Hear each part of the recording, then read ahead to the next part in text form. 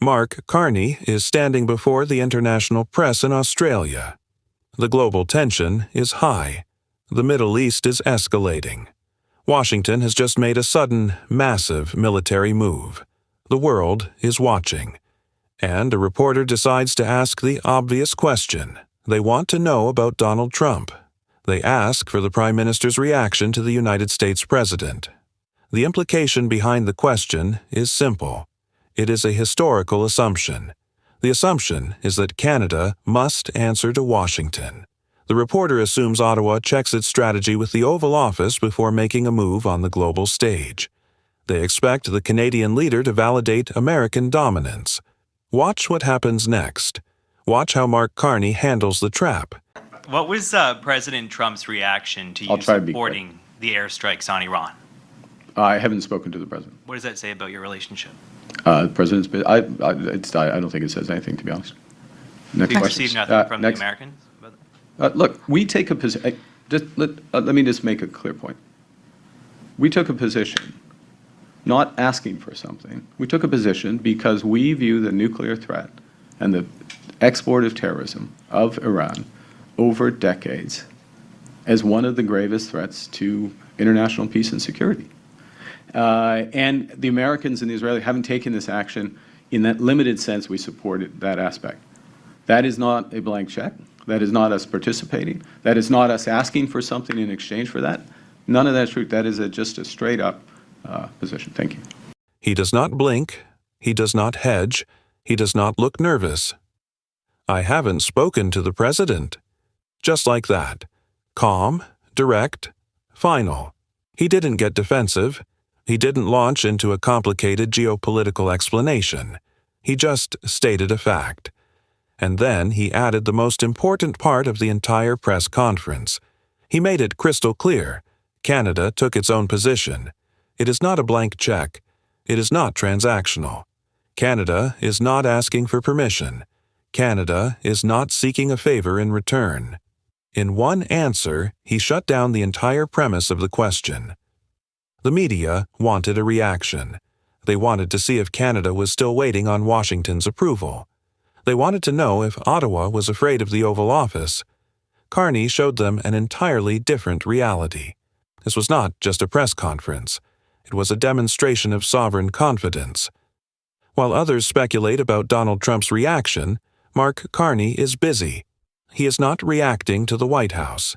He is executing his own plan. Just 48 hours earlier, he was on the ground in New Delhi.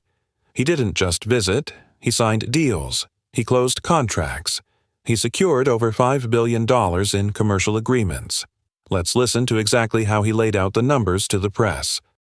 We're working fast and already seeing strong results.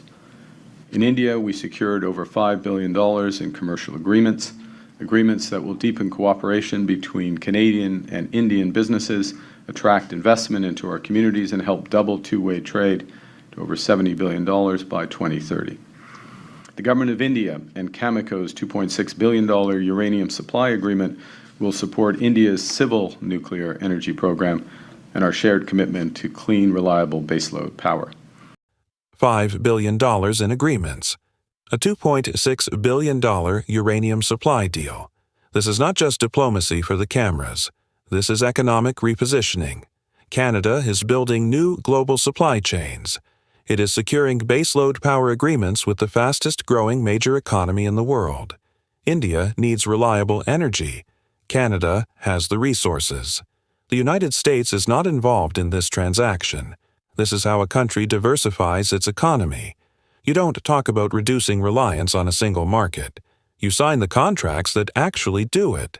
Canada is expanding its trade footprint in real time. It is securing critical partnerships across the Indo-Pacific. And Carney didn't pause. He didn't slow down.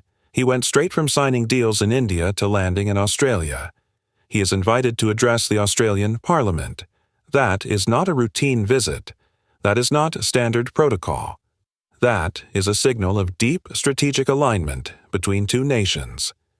Countries do not invite foreign leaders to speak to their parliament casually. It shows how Canada is perceived globally right now. Reliable, stable, strategic, ready to do business. Listen to what he is targeting in Canberra. Listen to the specific sectors. In the coming 2 days, we will focus on forging new partnerships in investment, defense, security, critical minerals, and artificial intelligence. Australia is a natural partner for Canada in these areas and many, many more, areas that will deliver enormous benefits to both our peoples. Investment, defense, security, critical minerals, artificial intelligence. These are the sectors that will define the next decade of the global economy. Canada is stepping up. It is forging new alliances. And it is doing this while the United States focuses inward. Washington is talking about a 25% cross-border tariff. Donald Trump is using market access as leverage. He is applying economic pressure. He thrives on disruption and unpredictability. But look at the contrast. Look at the split screen between the two nations. Trump talks disruption. Carney signs expansion. Trump threatens tariffs. Carney secures billions in new markets. Washington escalates rhetoric. Ottawa closes deals. This is the core strategy. Canada is not fighting the tariff threat with angry speeches. It is not sending delegations to beg for exemptions. It is answering with diversification. If the American market becomes volatile, Canada needs options. A hyper-competitive 13% corporate tax rate is a massive part of that option. It attracts foreign capital. It invites global businesses to set up operations in Canada. It makes the Canadian market irresistible to investors looking for stability. Securing Australian investment is another critical piece of that puzzle. Australia has trillions of dollars in superannuation funds. It is one of the largest pools of pension capital on Earth.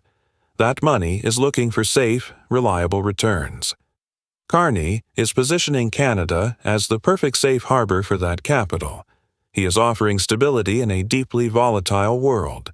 Historically, Ottawa waited for Washington. If the United States moved, Canada followed. If the United States applied pressure, Canada adjusted. That was the old reality. That was the old dynamic. Mark Carney is rewriting that dynamic on live television. When he says, "not a blank check," he is sending a message to the financial markets. He is saying that Canada's foreign policy is not tied to American domestic politics. He is saying that Canadian economic security is not dependent on Oval Office approval. This gives investors confidence. Capital hates uncertainty. Capital flees from unpredictable tariff threats. Capital moves toward stable tax rates and clear regulations.